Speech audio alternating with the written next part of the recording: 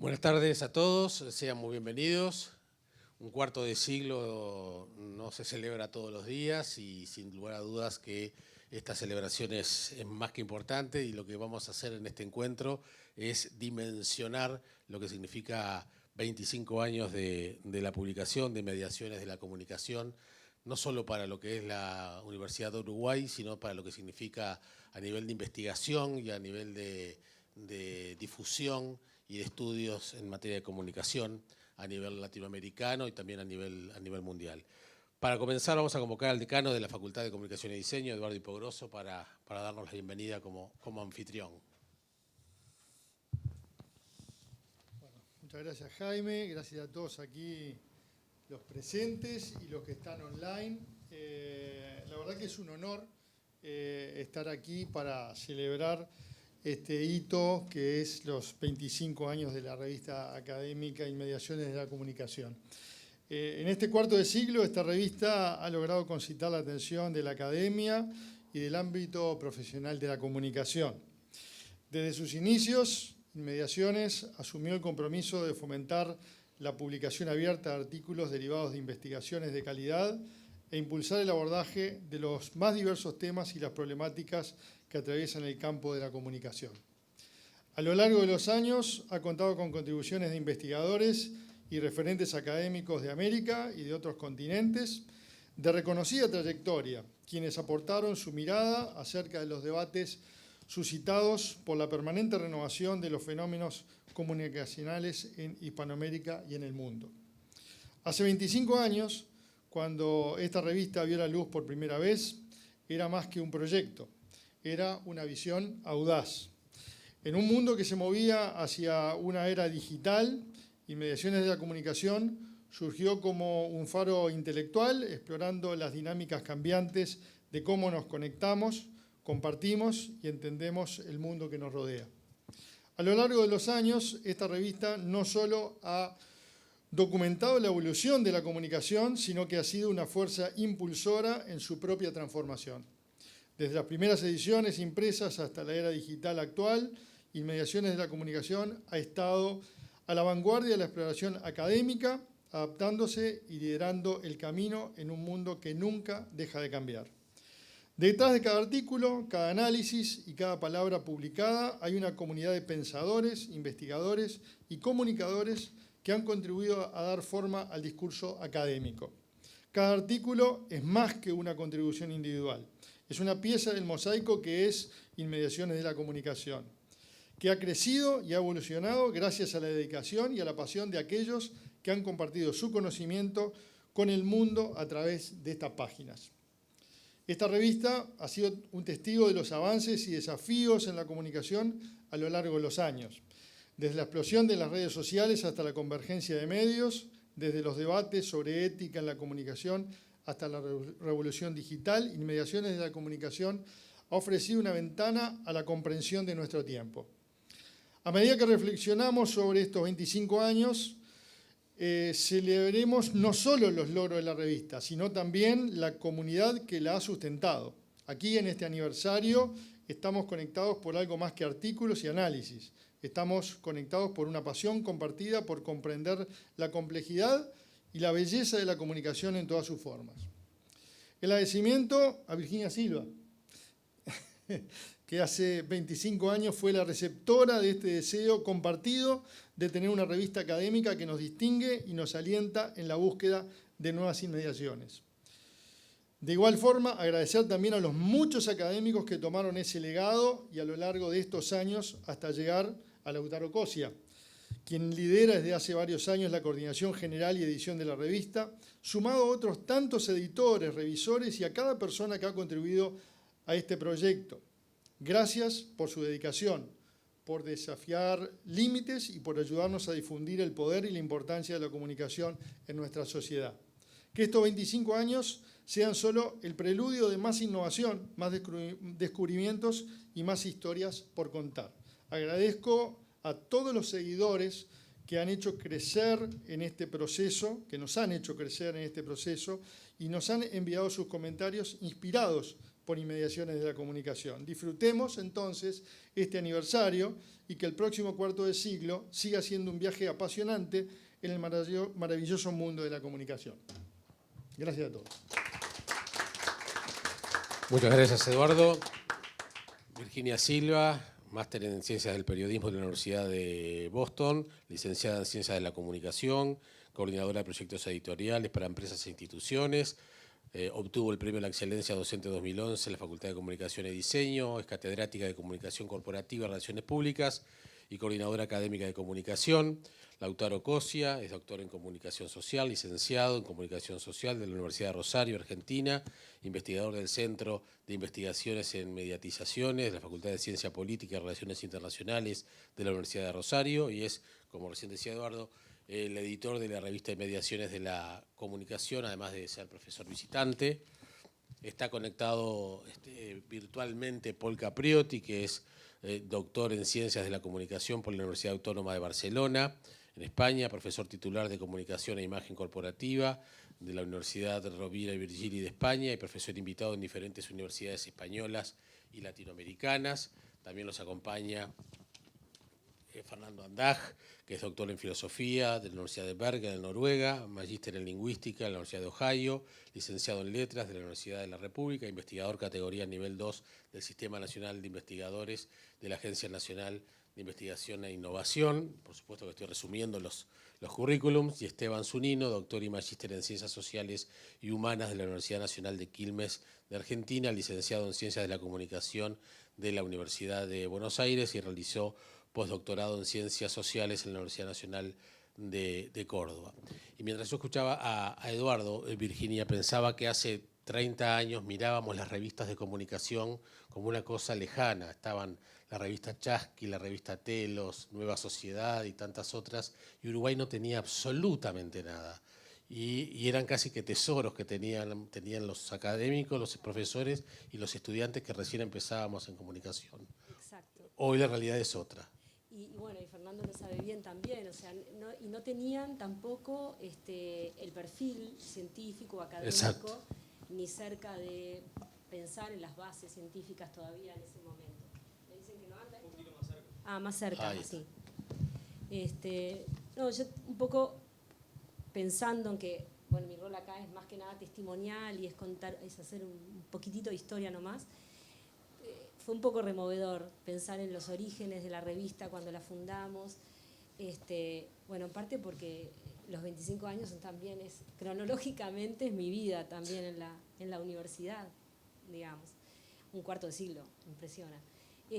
Bueno, y éramos un grupito, fue como una cuestión a pulmón, una aventura, como decía Eduardo, algo audaz en ese momento. Y ese grupito, ya encarnábamos de alguna manera esta cuestión interdisciplinaria que es el constitutiva de nuestro campo de estudios, ¿no? Pienso en Cristian Kurchik, en Ilia Moreira, en Carlos Ballina, en Ana Solari, en Joan Vandenberg, y estamos hablando del periodismo, del cine, de la semiótica, de las letras, de la literatura, de la estética, etcétera, ¿no? Y bueno, y fue una fundación así, digamos, con mucho esfuerzo, mucho amor, mucha determinación, y al poco tiempo, bueno, ese núcleo duro, digamos, se fue de alguna manera, en parte también por las características de lo regional y lo internacional, fue cambiando hasta que ingresó Álvaro Huela, y Álvaro Huela fue un impulso clave en el desarrollo de la revista, en su rol de editor, y también, bueno, eso era como la etapa más de madurez, de ir madurándola, consolidándola cada vez más. Luego vino por un corto periodo Aldo Mazzucchelli, que también él aportó sobre todo la perspectiva más internacional, en parte por sus vínculos y demás, hasta que, bueno, llegamos a Lautaro Cosia, que desde el 2016 tiene el timón de esta aventura, de este proyecto, que yo admiro de Lautaro, entre otras cuestiones, esa capacidad que tiene para manejar todos los resortes de la gestión de una publicación, con todo lo que implica de la burocracia académica, institucional académica de las publicaciones científicas, que por otra parte son también la garantía del rigor, ¿verdad? Y la capacidad que tiene también de manejar hacia adentro todos esos resortes que tienen que ver con, desde el vínculo con la biblioteca, a los correctores de estilo, el diseñador, la imprenta, porque por suerte la seguimos imprimiendo, sigue teniendo su versión papel. En fin, ha sido un recorrido largo, ha sido un reto constante y ha sido un trabajo profundo y muy serio, y de ese que no es glamoroso, ¿no? De ese trabajo que no luce tanto, pero que en definitiva es vital para la vida de una facultad, de una universidad. Es eso que nutre y que alimenta, además de que prestigia a la universidad. Entonces, nada, solo satisfacciones de inmediaciones, mucho trabajo, mucho esfuerzo, y de algunas figuras, sobre todo, que se han centralizado y se han puesto al frente. Además de la etapa de Lautaro, es la etapa de la consolidación de la revista, las bases científicas. Ha sido un trabajo arduo y muy meritorio. Yo no puedo dejar de referirme a él, como a la etapa de Álvaro también en su momento y de los colegas que estuvieron al comienzo. Sí, solo satisfacciones de parte de inmediaciones, ¿no? Que ya trascendió las inmediaciones porque se está colocando y se ha ido colocando en el mundo, ¿no? Bien, vamos a recorrer parte de esta historia. A ver, teníamos el comienzo y ahora saquemos la foto a la realidad, Lautaro. Bueno, antes que nada, para mí es una alegría enorme, y me parece que vale decirlo, celebrar, festejar con amigos, con compañeros de ruta, los 25 años de Inmediaciones. La verdad que el camino trazado, lo que nosotros mismos nos fuimos imponiendo a partir de 2006, particularmente porque llega acá y en su momento, a partir de lo conversado con Eduardo, uno de los desafíos era efectivamente redefinir cuestiones que tenían que ver con el despliegue de una revista académica, con todo lo que eso implica e implicaba en términos también de desafíos, pero al mismo tiempo revisando, y fue una de las cuestiones que rápidamente hice, la producción anterior, el comienzo, estos 25 años que recién reseñaba tanto Eduardo como Virginia. Uno encuentra en el primer editorial, incluso ya los gérmenes, está como la marca de esa expectativa, la interdisciplinaridad, por otro lado el abrir el juego hacia nuevos desafíos y la publicación cruzada con otros investigadores nacionales y del mundo, con otras universidades. De hecho, Fernando Andach ya en el número 2 publica un artículo, ya en el número 3 se empieza a consolidar un consejo de asesores integrados por investigadores y referentes de buena parte de Latinoamérica y del mundo. Como recién decía Virginia, en los números posteriores empezó a haber la necesidad de ir solidificando y abriendo un panorama que obviamente hacía hincapié en las problemáticas propias del campo de la comunicación, pero al mismo tiempo estaba todo el tiempo pensando el carácter interdisciplinar que tiene la comunicación y que hace que buena parte de lo que se trabaja, lo que se publica, esté siempre cruzado por miradas y por desafíos de corte interdisciplinario o transdisciplinarios. En particular, es difícil hablar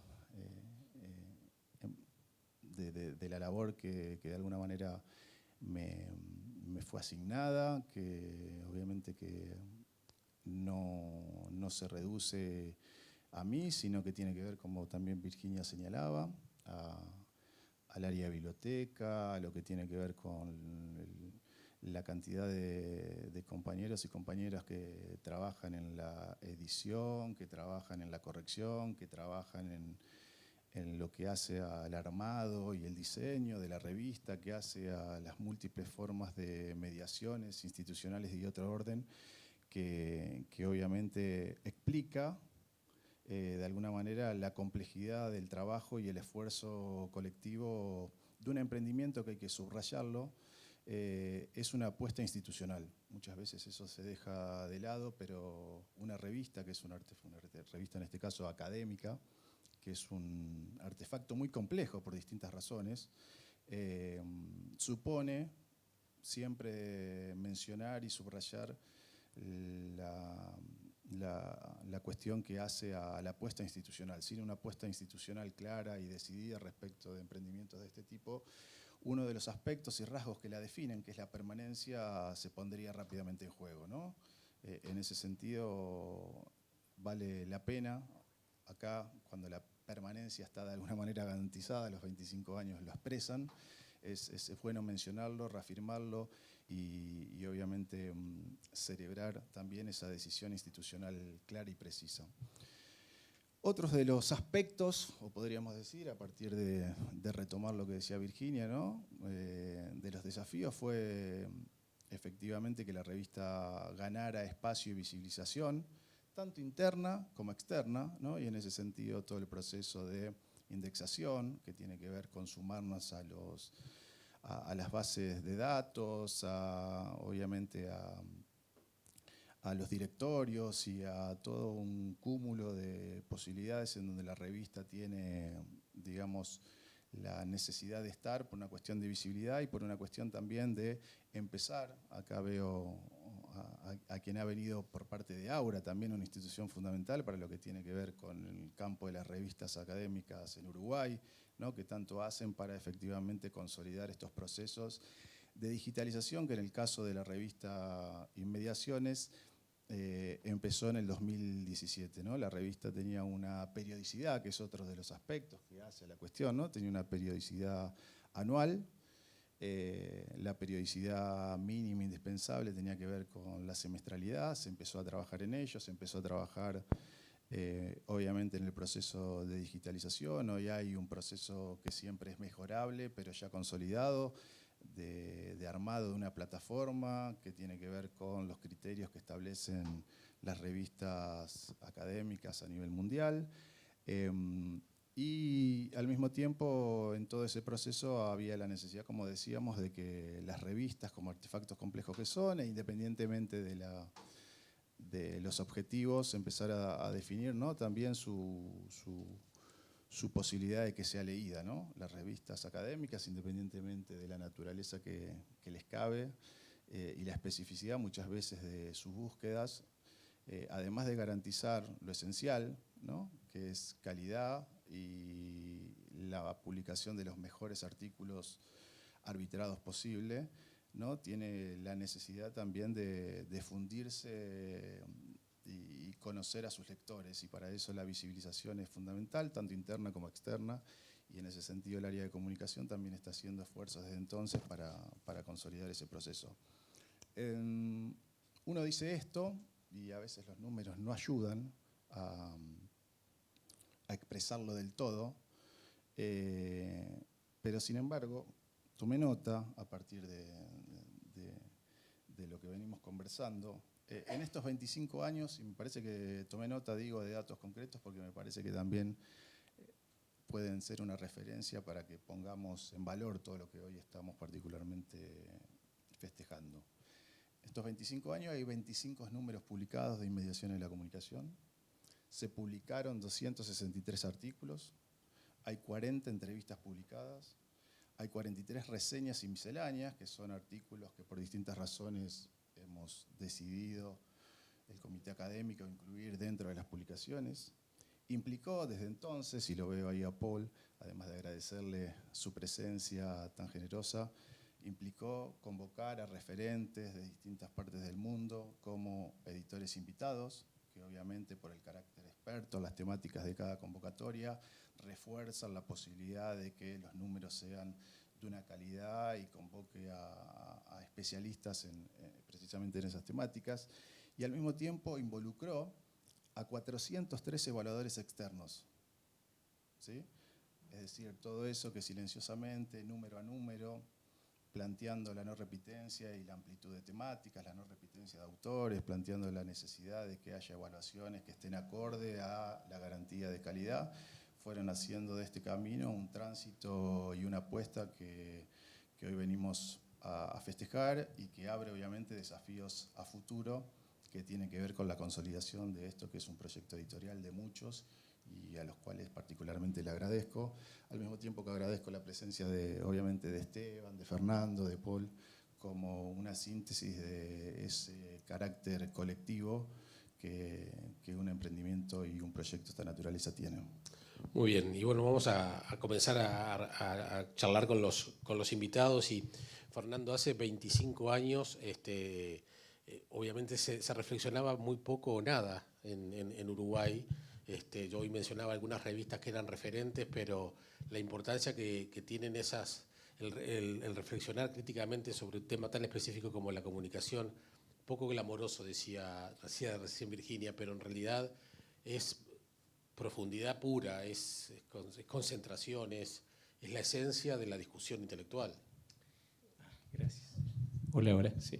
Bueno, en primer lugar, agradecer la invitación mucho, sinceramente, y felicitarlos porque es una proeza no menor mantener algo tan complejo, tan colectivo.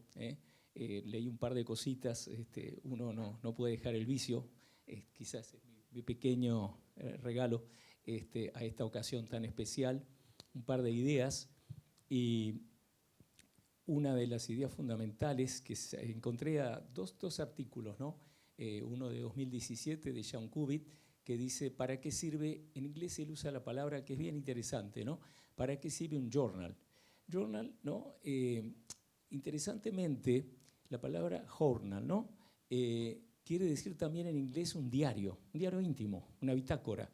Y uno se olvida, hay una frase en inglés también que dice publish or perish, o publicás o morís, ¿no? En esa carrera hoy tan frenética de mantenerse, digamos, en el mundo académico y tener que tener publicaciones, uno olvida que publicar, ¿no? Quiere decir volver comunitario algo, es decir, exponer a esa comunidad sin claros límites, hoy más que nunca, gracias a Internet, ¿verdad? Al Open Access, o sea, es fundamental que la revista de Mediaciones de la Comunicación, y los felicito también por eso, sea de acceso abierto, como Brasil, por ejemplo, la gran mayoría de las buenas revistas de comunicación, como es esta, las puede leer cualquier persona en cualquier parte del mundo. Diría que ni el lenguaje hoy es una barrera porque tenés programas como DeepL, ¿no? En Google que traduce automáticamente. Como le digo a mis alumnos siempre, lean en todos los idiomas hoy, no se priven de nada, es una riqueza enorme que hay. Y decía, hay en una publicación, una revista, ¿no? Como bien decía Lautaro y lo prologaba Virginia, que tiene un verdadero ejército en las sombras, ¿no? De personas que cuidan la calidad, o sea que no se publica por amistad ni por influencia, sino que se publica algo que vale la pena ser compartido, que enriquece esa comunidad, esa ágora, ¿no? Y en ese sentido, decía Sean Cubitt, que es un inglés que está en la Universidad de Londres, que tiene que haber un proyecto. Me permito leerles porque está muy buena lo que plantea, dice, ¿no? Un journal, que repito, tiene ese doble sentido de una revista como Inmediaciones de la Comunicación, pero también es lo que va registrando un investigador en ese día a día, ¿verdad? Yo recomiendo a mis estudiantes cuando hacen su tesis que lleven un diario realmente, ¿no? Que vayan observando todo lo que leen sirve, ¿eh? Todo el tiempo uno se le van ocurriendo cosas, va desechando, es como un trabajo, ¿no? Una evolución. Entonces este hombre dice, ¿no? Sean Cubitt, 2017, en un journal que se llama Media Theory, ¿no? Y que es de acceso abierto, lo bajé de allí, dice, debe ser una empresa colectiva de lectores, escritores y editores. Si es que va a vivir, necesita un proyecto, ¿no? Y yo creo que una revista que dura un cuarto de siglo, como se asombraba correctamente Virginia, tiene algo, una idea. Yo trabajo desde todo lo que pienso, es desde la semiótica, que es el estudio de los procesos, la acción de generación de sentido en base a signos de muy diversa clase, no solo hablados, dibujados, materiales, ¿no? Como este micrófono, que permite que esto llegue muy lejos, ¿verdad? Entonces, si no hay una idea fuerte, Peirce dice en algún lado, una idea es lo que mueve esa inmensa prensa, ¿no? Tú hablabas de la imprenta, y él, claro, está escribiendo en 1904, y entonces que el medio más potente que había era la prensa, los diarios, las revistas científicas, como las que publicaba Charles Sanders Peirce. Dice, es una idea que mueve el mundo, y es cierto. Sin ese proyecto hay una falsedad, hay una cosa simplemente de exhibicionismo o de amiguismo, y una revista académica es lo contrario, ¿verdad? Es un verdadero aporte a enriquecer. Yo agradezco también doblemente que me hayan invitado a esas entrevistas, una idea sensacional, que Lautaro y mi amigo José Luis Fernández, que ha editado números aquí y ha venido, lo he acompañado en este lugar, decía, entrevista a gente que estamos investigando, que estamos publicando. Es la única forma de probar que uno investiga, es que se anima a volverlo comunitario, si no, cómo se sabe y cómo se juzga, ¿no? Tiene que ser evaluado primero por esos pares expertos, pero luego por el mundo ancho y ajeno. Entonces, decía, es muy interesante, ¿no?, que haya un crecimiento constante, ¿no?, de diversas visiones, de que se va generando un debate y una propaganda que hacen mucho. Yo pasé 10 años en Canadá, en la Universidad de Ottawa, Departamento de Comunicación, y esa universidad, y casi todas en América del Norte, parte de su marketing dice desarrollo del pensamiento crítico, ¿no? Y eso siempre me dejó perplejo, porque me hace acordar algo que decía Gregory Bateson, ¿no?, cuando estudia cómo sale la esquizofrenia, que se llama la teoría del doble vínculo, o sea, que te piden algo que si lo haces, lo transgredís, que quedás atrapado, ¿no? Es como la frase, sé espontáneo. Si lo sos, ya no es espontáneo, porque estás obedeciendo, y si no lo haces, no sos espontáneo, te quedás atrapado, ¿no? Yo pienso que no se puede obligar a la gente a tener pensamiento crítico. Decir, bueno, de 8 a 10 vamos a tener pensamiento crítico. Pero si hay algo que contribuye realmente al pensamiento crítico, es una revista académica. Porque ahí, ¿verdad?, van a escuchar fatalmente una polifonía. O sea, diversas voces se van a chocar más en este campo. El otro texto que leí, vean, viene de uno de los tipos más interesantes, se los recomiendo. Acá hay gente que está estudiando, se llama John Durham Peters, debe ser de lo más lúcido que hay en el campo de la comunicación. Vean qué interesante, es de la Universidad de Yale, pero ¿de qué departamento viene? De inglés. Sería como acá si fuera español, ¿no? Y él tiene una historia de la comunicación que es impresionante, ¿no? Y publica un texto en 2022 en una revista que no conocía, también de acceso abierto, siempre interesante eso, que hace una pregunta provocación, dice, ¿qué no es un medio? ¿Qué no es un medio? Y hace una pregunta que se hace mucho en semiótica, ¿no?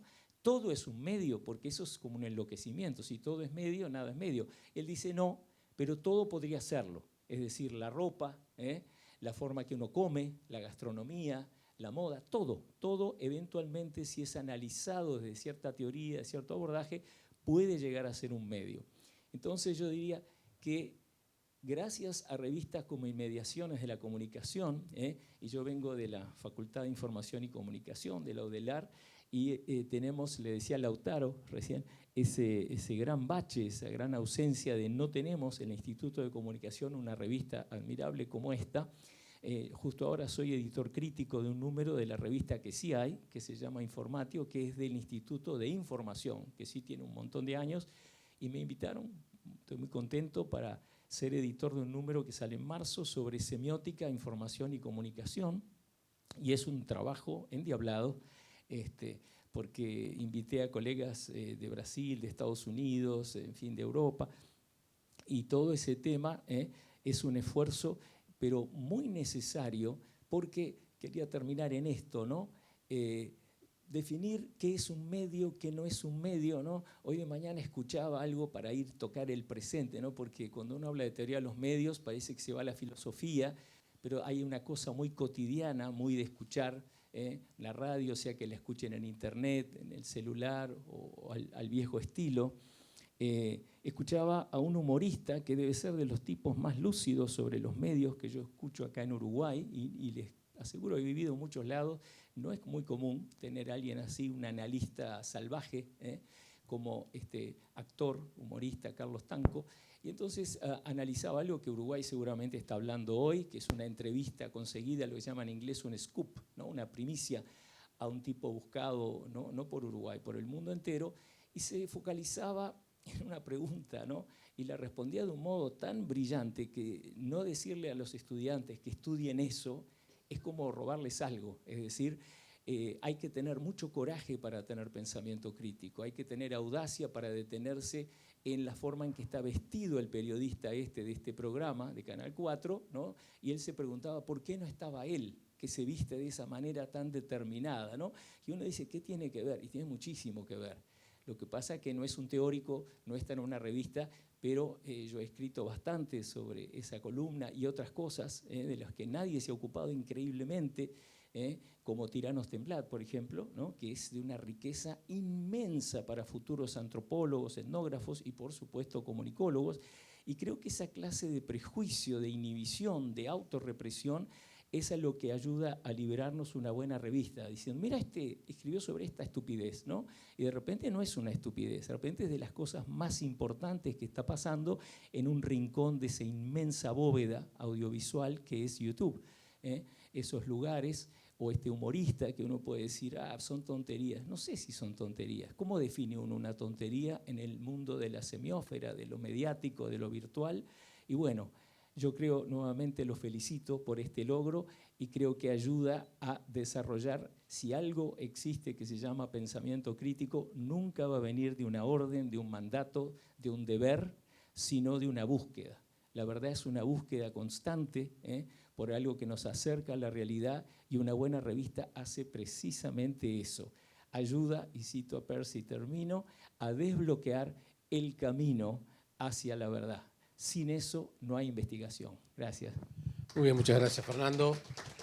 Vamos a Paul ahora para que también desde allí nos cuente algo vinculado a esta historia de 25 años de inmediaciones de la comunicación, por lo que significa también desde el punto de vista del pensamiento crítico que hacía referencia Fernando recién, Paul, desde Latinoamérica, ¿no? El pensamiento también que se genera, el pensamiento crítico desde una revista académica latinoamericana. Hola, ¿me escucháis? ¿Se escucha bien? Perfectamente. Bien. Yo antes que nada, primero felicitarlos a todos los que estéis allí. La verdad que yo tengo poco conocimiento de la revista, más allá de lo que pueda hacer, lo que estuvimos trabajando en su momento con Lautaro y con Virginia. Pero sí que me gustaría hacer primero un par de felicitaciones y luego un par de reflexiones. Sobre las felicitaciones, primero felicitar a todo el equipo histórico, por decirlo de alguna manera, de la revista, ¿no? Virginia ya hizo un plano secuencia de todos los que participaron. 25 años es mucho tiempo, es mucha gente trabajando, como lo dijeron. Así que por ese lado, felicitaciones a todos los que estáis trabajando en la revista y a todos los que habéis trabajado en la revista. Y luego también felicitaciones a la facultad, felicitaciones a la universidad. ¿Y por qué? Porque lo dijisteis en su momento. Una revista académica, un journal, es una apuesta. Y en realidad es una, en términos vamos a llamar ludopáticos, es una apuesta que no tiene beneficio, ¿no? Porque creo que si hay algo que es deficitario en términos económicos es un journal, es una revista académica, digamos, porque es muy poca gente la que lo lee, es decir, implica mucho esfuerzo, mucho trabajo, mucha dedicación, pero en términos económicos, digamos, no es como un periódico o una revista de divulgación que se puede vender. Por lo tanto, digamos que el único rédito real que puede tener una revista académica es el seguimiento que hacen los lectores y el uso que se hace de la revista. En ese sentido, digamos, yo al menos con el número que estuve coordinando y con los números, digamos, que estuve viendo, tengo que felicitarlos, y ahí vienen un poco las reflexiones, porque creo que la revista está yendo en la línea, indudablemente no conozco cuál es el objetivo final, la finalidad, digamos, a futuro, la visión de la revista, pero indudablemente está yendo en la línea de lo que podemos considerar los journals internacionales, ¿no? Antes hablaban, ¿no?, de lo que significaba para algunos ver revistas como Chasqui o como, digamos, otras revistas que había por ahí dando vueltas hace 20 y pico de años. Yo soy de Argentina, yo estudié en Argentina la carrera, pero la verdad que toda mi actividad académica la desarrollé en España, ¿no? Y la verdad es que hay una impronta muy latinoamericana en las revistas, en muchas revistas, incluso llamados journals, que por suerte se ha evolucionado y ha cambiado, y era que las revistas solían tener muchos artículos de reflexión, por decirlo de alguna manera, ¿no? Pero pocos artículos académicos o de investigación como lo conocemos actualmente, ¿no? De hecho, yo supongo que Lautaro y Virginia, cuando yo les dije, miren, yo puedo coordinar un número, pero lo voy a coordinar a la europea, supongo que habrán pensado, ¿y este tipo de qué está pensando?, ¿no? Porque, claro, mi visión de un journal era artículos académicos, artículos científicos, con un marco teórico, con un estudio de análisis, y que no eran artículos de reflexión. Y la verdad que, digamos, me sorprendió muy gratamente, ¿no? Y por eso digo que creo que la revista está...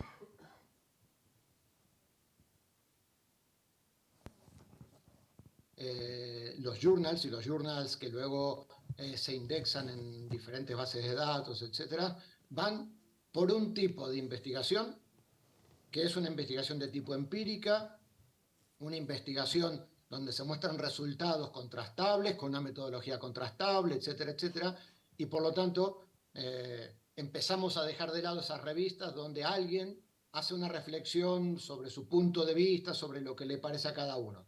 De hecho, este tipo de artículos en las revistas internacionales no son indexables, digamos, ¿no? Es ser una entrevista, una reflexión general, etcétera, ¿no?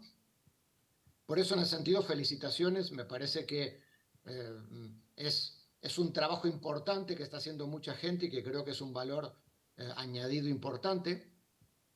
Y me gustaría añadir un punto más que supongo que puede ir saliendo luego en una reflexión o en un debate que podemos tener, y es que más allá de solamente difundir la investigación que estamos haciendo, la investigación empírica que estamos haciendo, cuantitativa, cualitativa, que estamos haciendo en las universidades, en los centros de investigación, hay otro factor importante que no tiene que dejarse de lado, y es el hecho de que cada vez más las universidades y los sistemas universitarios, para poder avanzar en nuestra carrera universitaria, nos están demandando publicaciones realizadas en journals, publicaciones realizadas en revistas de tipo académico y sobre todo indexadas. Por lo tanto, digamos que el journal, al menos en nuestro ámbito académico, al menos en nuestros espacios, tiene que dejar de verse como una cosa extraña y tiene que verse como un elemento central de lo que es la carrera académica. Y esta central en la carrera académica, ¿por qué? Porque necesitamos los académicos publicar, ¿no? Antes ya lo mencionaban, ¿no? La famosa frase del publish or perish, ¿no? Pues tal cual, la carrera académica ahora viene, al menos en España y en los países que yo conozco del contexto en el cual me muevo, la carrera académica viene muy, pero que muy marcada por lo que es nuestro trabajo y las publicaciones de nuestros trabajos en revistas académicas. Por lo tanto, felicitaciones por el trabajo, pero además les auguro un espacio de centralidad importante en el ámbito latinoamericano dentro de lo que es el contexto de desarrollo de la carrera académica en el ámbito de la comunicación. Así que bueno, felicitaciones y por otros 25 años. Muy bien, muchas gracias, Paul. Y lo que plantea Paul, Esteban, es un tema bien interesante, que es la propia uno de los propios pilares de razón de ser del quehacer universitario es la investigación y la publicación. E Inmediaciones encaja perfecto en eso. Exactamente. Y no quiero ser reiterativo, pero voy a empezar por el principio. Entonces quiero felicitarlos, a los hacedores, a la institución, pero también felicitar a las personas que son quienes trabajan día a día y hacen posible el presente de Inmediaciones después de 25 años. Creo que hay que pensarlo como en una triangulación virtuosa, ¿no? Acá fueron surgiendo en el debate instituciones, personas, publicaciones que fueron consolidando un campo, y me parece que tras 25 años Inmediaciones tiene un lugar importante en ese campo, que es el campo de nuestra disciplina en América Latina.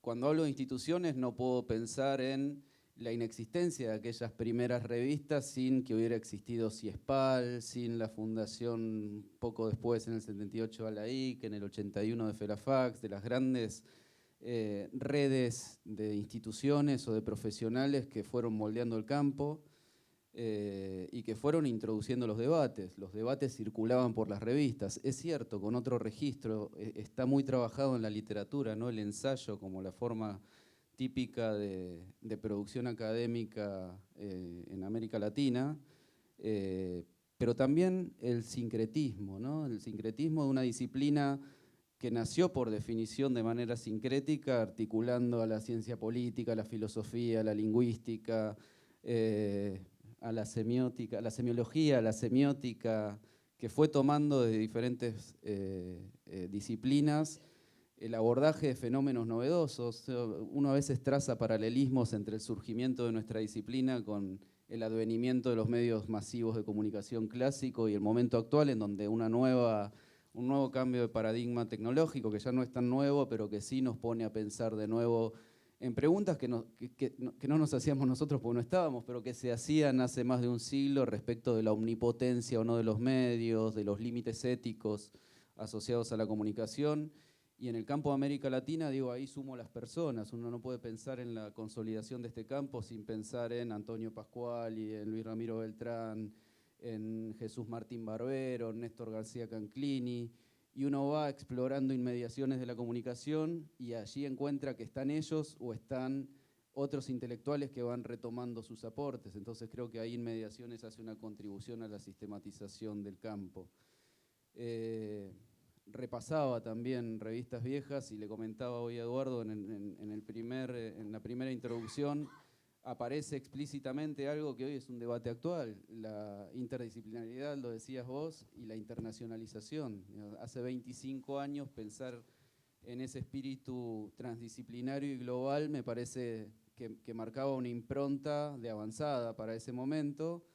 Es cierto que estábamos terminando un siglo en donde la globalización era aquello nuevo, ¿no? Que nos traía la modernidad o la posmodernidad, es otro debate teórico, pero me parece interesante pensarlo desde ahí, el sincretismo como algo que es característico de la disciplina en América Latina, porque fue retomando a la tradición crítica, porque fue retomando los estudios culturales, porque tomó la Mass Communication Research, porque tomó los aportes de la semiótica y la semiología, y a partir de ahí se definieron perspectivas teóricas, pero también metodológicas y fuertes debates epistemológicos que transitaron por nuestras revistas, los históricos debates entre comunicación y cultura y lenguajes, por ejemplo, ¿no?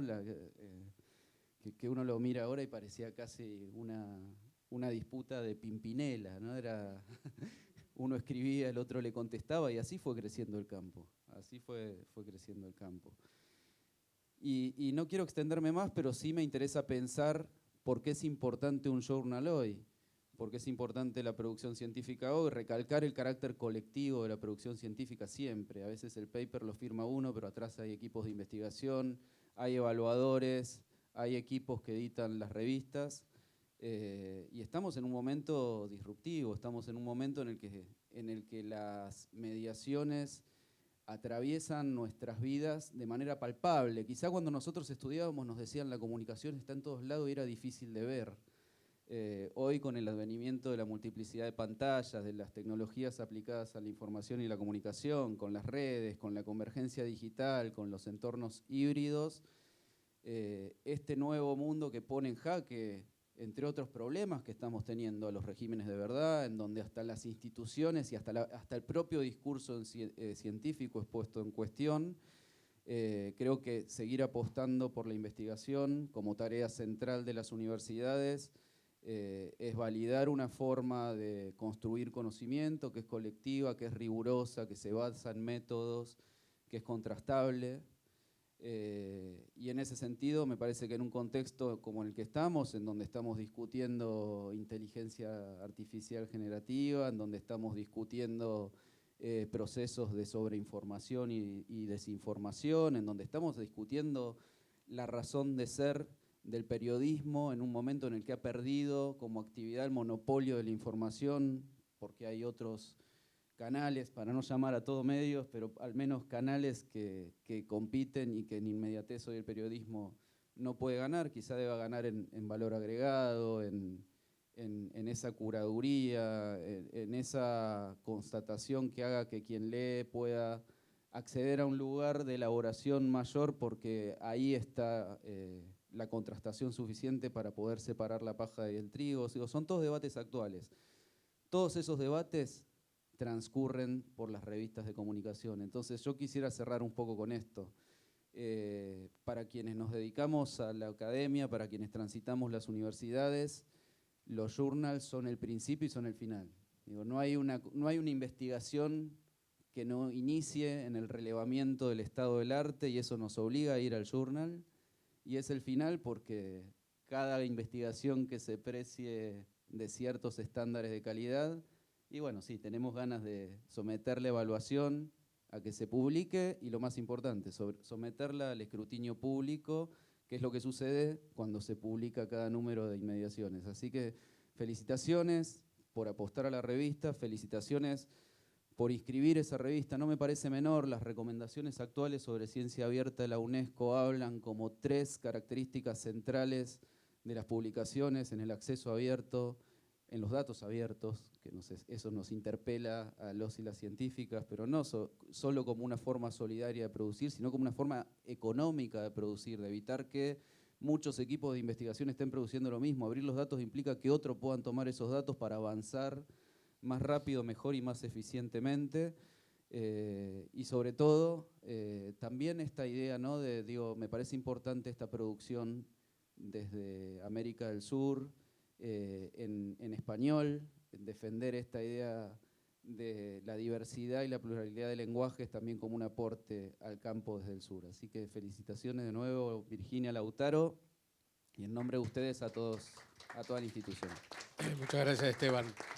Y bueno, si bien en términos de democratización de la información y de la comunicación es muy importante esa apertura que ustedes marcaban, que marcaba Fernando también, Paul marcaba a Virginia en forma muy descarnada el tema del no retorno del dinero, ¿no? Eduardo lo miraba con una cara como diciendo, tiene razón, no cobramos por esto. Y tú destacabas el hecho de que sigue siendo papel. Entonces también cómo conciliar lo que tiene que tener tiene que ser también un modelo de negocio quizás con la inmediatez del dinero y de lo que cuesta, a lo que es saber que uno está generando conocimiento de aquí en adelante, ¿no? Micrófono. Pasa que no es negocio, digamos, no es concebido como negocio, es todo un poco lo que los colegas acá con esa elocuencia lo dejaron bien claro. Es un ámbito necesario, vital, digamos, para que una universidad se pueda desarrollar, ¿no? La materia prima es el conocimiento, y ese conocimiento tiene que ser compartido, tiene que ser socializado, y en ese sentido el ámbito, por definición, es la revista académica. Entonces, sí, claro, del punto de vista de la actividad de una institución educativa, sí, ¿no?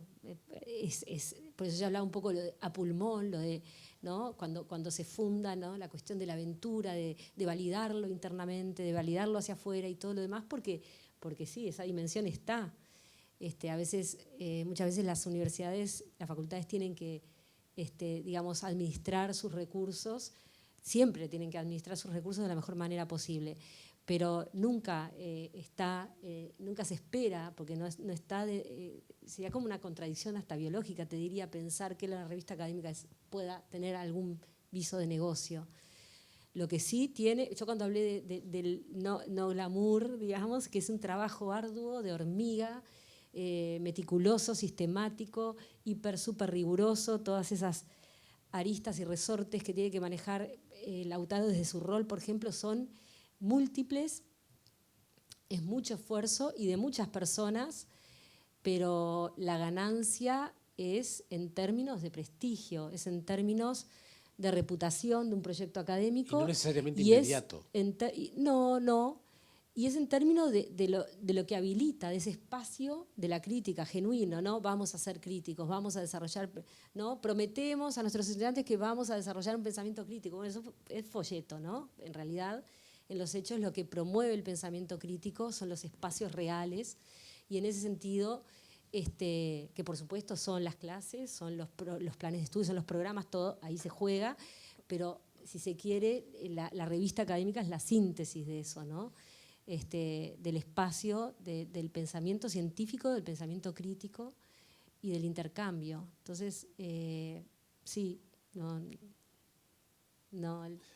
no va con el término negocio desde mi punto de vista. No, pero como lo planteaba Paul, me parecía que era bien, una buena discusión. No, pero está perfecto lo que él planteó en el sentido de que refuerza la idea de Lautaro también de la apuesta institucional. Claro, yo creo por que, eso hay que que Paul hablaba de eso con mucho criterio, lo mismo Lautaro, de no dejar de lado eso, porque muchas universidades o desisten o no hacen esa apuesta, o la interrumpen, recortan, exacto. Exacto, y sin embargo acá lo que hay es una determinación, que es yo creo que es lo que más estamos celebrando hoy, ¿no? Uh-huh. Más que los 25, que es simbólico, es un número, cronológicamente tiene un peso, pero sobre todo lo que estamos celebrando es la determinación. Uh-huh.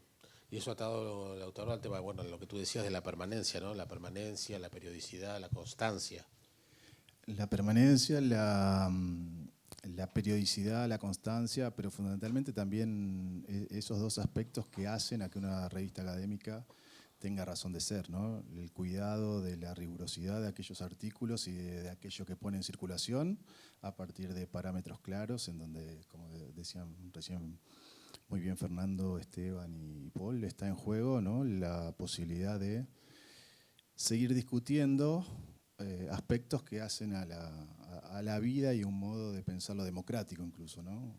Hablábamos de la investigación, pero también acá está cruzado eso con la propia práctica profesional, si queremos, ¿no? Cómo nos informamos, qué tipo de periodistas, digamos, las instituciones están de alguna manera gestando, cuáles son los mecanismos a partir de los cuales y los principios que rigen, digamos, una apuesta institucional en su conjunto, en donde Inmediaciones particularmente cumple un rol específico, en tanto revista académica, que quiere ubicarse en el terreno de la producción de conocimiento riguroso, a partir de esto también que tanto se mencionó recién y que muchas veces aparece como una muletilla, ¿no?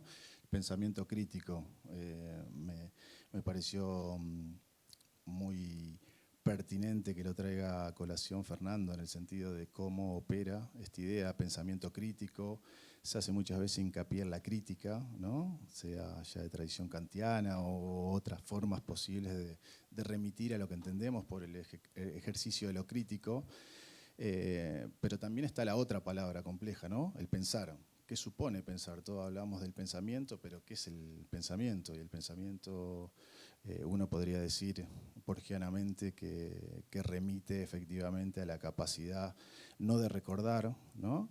Como el personaje característico de Borges, ¿no? Funes el Memorioso, sino de plantear la posibilidad de articular de una manera cuidada, rigurosa, un montón de elementos que hacen a la complejidad de aquello que se está tratando de analizar o de comprender.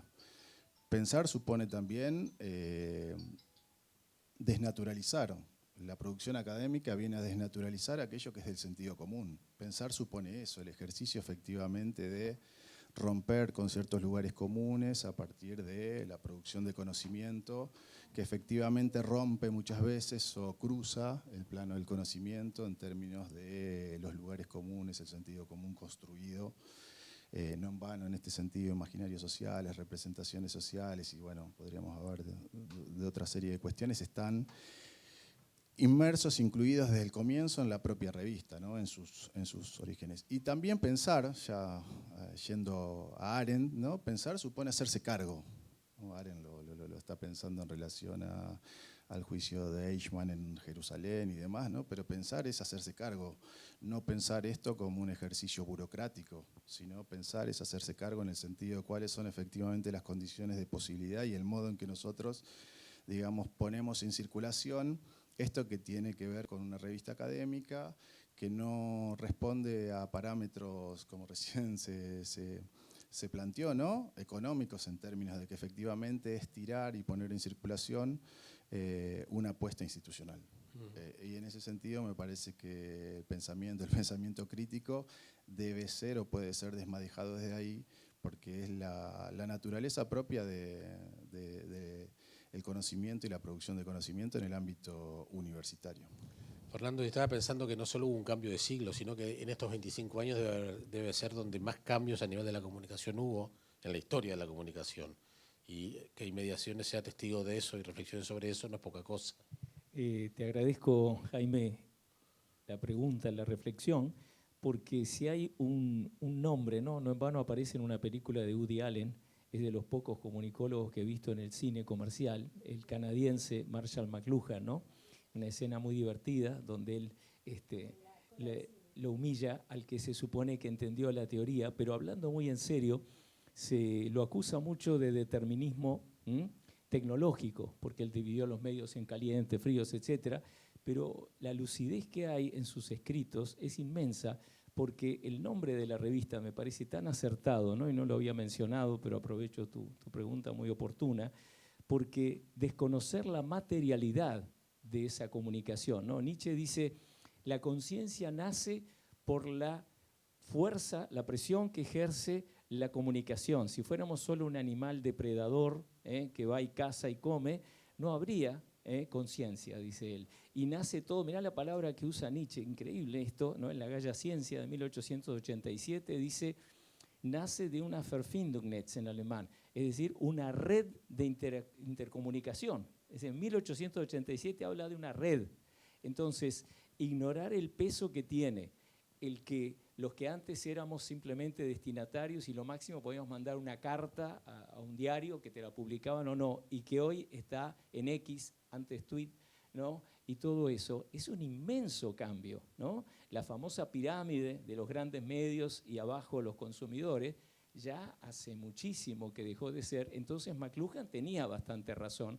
Hay un peso enorme y por eso las mediaciones o mediatizaciones, o como dice Mario Carlón, que ha publicado aquí, gran investigador argentino, la hipermediatización, o sea, cómo circula desde los grandes medios hacia abajo, dice él, o de abajo, desde las redes algo salta y lo tienen que tomar los medios, no les queda otra, ¿no es cierto? Y aparecen los informativos, aparecen en todos lados. Entonces creo que el nombre es otra cosa para felicitarlos, ¿no? Porque si hay algo que siempre juega en lo inmediato, o sea, nosotros queremos ver todavía una transparencia cuando llega un informativo, un titular de un diario o en la radio, y justamente no la hay nunca. Es decir, esa mediatización, ¿no? Está teñida por el estilo de comunicación, por lo que se deja fuera, lo que se incluye, la agenda famosa.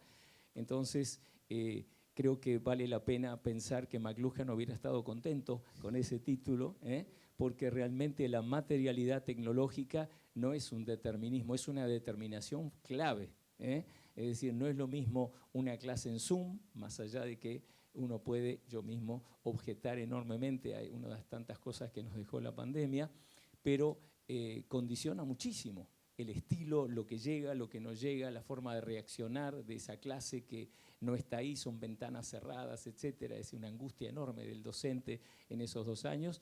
Entonces, no se puede jamás menoscabar ese soporte material, eso que cambia, como lo decía Eduardo, todo el tiempo, ¿no? Una cosa vertiginosa de que un teléfono ya no es un teléfono. Lo menos que hace uno con ese teléfono casi es telefonear, sino que entra a diversos mundos, la famosa multitarea, etcétera, ¿no? Y creo que Inmediaciones se viene ocupando de eso con mucho éxito y le auguro que siga ocupándose porque está en el buen camino. Gracias.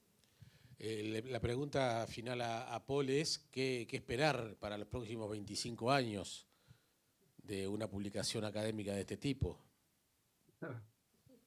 Buena pregunta para alguien, es decir, hacer futurología para alguien que pronosticó que Francia le iba a ganar 4-0 a Argentina en la final del Mundial y que Massa le iba a ganar a Milei las elecciones. O sea, he perdido toda mi autoridad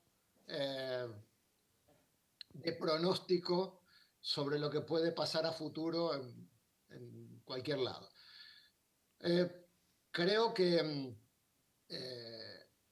la línea en la que hay que seguir es un poco la que se están marcando al menos los últimos números, que son en los que yo he participado y eso, porque es la línea que viene, digamos, por más que alguien quiera darle su propia impronta a una revista o quiera hacerla a su manera, o desde Uruguay querráis hacerla con su propio estilo, las revistas académicas siguen una determinada línea a nivel internacional y van en una determinada línea y responden a un determinado tipo de contenidos.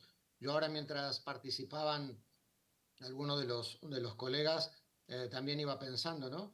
En algunas cosas que hablo mucho en mis charlas de café con un buen conocido vuestro también, que es Carlos Escolari, del cual somos amigos, además nos juntamos para charlar y eso, ¿no? Siempre decimos que una revista académica es un espacio para generar conocimiento, pero no es el único. Carlos habla de la ecología de los medios y yo siempre digo que, bueno, él dice, ¿no?, que se reacomodan, ¿no?, los medios. Una revista académica, y por eso digo que creo que Inmediaciones va en la buena línea, una revista académica es un espacio para producir conocimiento de un determinado tipo, es decir, artículos científicos contrastables, con metodología contrastable, con evaluación. ¿Es el único espacio para generar conocimiento? No. Se puede hacer en una entrevista periodística, se puede hacer en un libro, se puede hacer en un capítulo de libro, se puede hacer en un blog, generar conocimiento. Y lo que tenemos que tener claro es que cada espacio requiere un tipo de investigación y un tipo de trabajo diferente. Y una revista académica, como bien se están desarrollando en los últimos tiempos, tiene un tipo de investigación que, digamos, quizás antes permitía la idea del ensayo, como lo comentaron antes, pero ahora no. No es un espacio para publicar ensayos. Los ensayos van para otro sitio. ¿Por qué? Porque la propia particularidad lo define así. Entonces, creo que la revista está en la buena línea, digamos, está fortaleciendo esa idea de artículos científicos, artículos de investigación, sean cuantitativos, sean cualitativos, con una metodología explicada, con una metodología contrastable, con una metodología replicable, con acceso a los datos, como bien comentasteis vosotros, ¿no? Y más allá del tema del acceso abierto, que es un gran debate que tenemos aquí en Europa y en Estados Unidos sobre esa cuestión, digamos que en Latinoamérica es mucho más sencilla. Por lo tanto, digamos, creo que el camino es el que venís transitando en los últimos tiempos, digamos, y la manera tiene que ver con lo que estáis trabajando en los últimos tiempos, y la idea es profundizarla, potenciarla, porque además eso le va a permitir a la revista posicionarse adecuadamente en el contexto, vamos a llamarle, en el ecosistema de revistas latinoamericanas de comunicación. Y por qué no empezar a jugar en otras ligas, como son, por ejemplo, Scopus, Emerging, las revistas Emerging, Scopus, JCR, etcétera, etcétera, que ya son otras ligas donde se puede empezar a pensar. Bien, como que hay muchos desafíos planteados, ¿no, Esteban? Sí, por suerte, digamos. En esa línea Me parece que esta perspectiva de crecimiento cualitativa, de acceder a nuevas bases de datos e indexaciones, es quizá la tarea pendiente por el propio desarrollo del sistema científico. Es decir, quienes formamos parte de este sistema sabemos, uno podría abrir una discusión sobre esto, pero sabemos que hay ciertos requisitos de calidad que se asocian o correlacionan al menos con algunos sistemas de indexación, y entonces en ese sentido acceder a nuevas bases de datos implica el interés de mayor cantidad de académicos para publicar en revistas. Uno empieza a mirar antes del título de la revista y todas estas discusiones que tuvimos, bueno, está en Scopus, bueno, entonces mando el paper ahí, y me parece que bueno, ese es un desafío. Y para cerrar, y muy humildemente, creo que el desafío ulterior es seguir haciendo un poco lo que se viene haciendo, ¿no? Es decir, abrir ese espacio riguroso, metódico, de mucha calidad, para que la comunidad científica pueda discutir. Y si cumplimos con esos protocolos, si las evaluaciones funcionan, si la gente, los colegas y las colegas siguen colaborando, no hay dudas de que el futuro es promisorio.